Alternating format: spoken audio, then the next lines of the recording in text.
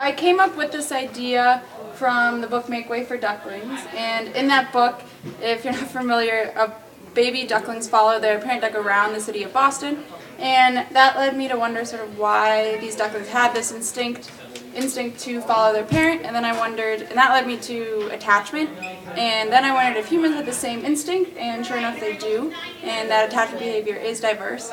And then that led me to wonder if you take the parent out of that situation, how do the children react? And that's what led me to attachment disorder, and more specifically reactive attachment disorder. On one day, two simultaneous events occurred, and one of them was that my step-by teacher, Coach Sosa, he told us about how he saved someone's life because they were having a heart attack, and that inspired me because I'd like to do that to someone, except I wouldn't, do CPR.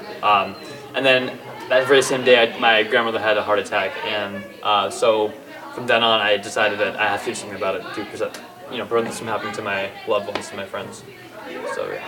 I first wanted to do something with renewable energy, like windmills and stuff like that. And I was looking into ocean energy, like using tides and currents to create electricity. But then I started dissecting the ways that electricity is produced, and I found something called a turbine, which is the device that converts the kinetic energy of something into mechanical energy.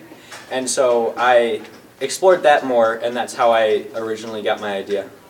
Well, last year I did another project in the aquatic environmental ecology field of study, and I really enjoyed it, and I wanted to do something similar this year. And so I found cyanobacteria, and the depletion of the ozone layer mainly is what drew my attention, and it was what I was most worried about. So I'm a lifeguard, so I wanted to figure out a way to help drowning victims, and I specifically wanted to look at a way to bring oxygen to the brain and other organs, because within 10 minutes of oxygen deprivation, it can cause brain death.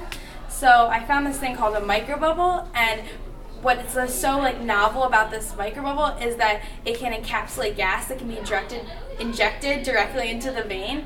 And so this is brand new because gas, if it's injected into the vein, it's extremely lethal. So I want to put oxygen inside the gas to combat oxygen deprivation.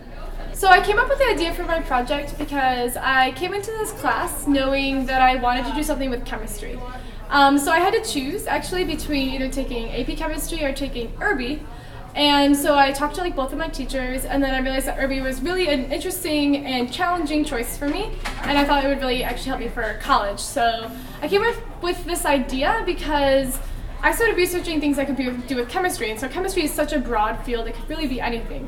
So then I started looking into things with energy, because energy is so necessary for our future, especially clean energy, or energy that you can reuse again. And so that's how I came up with this idea of water electrolysis, because you can use this process to create energy.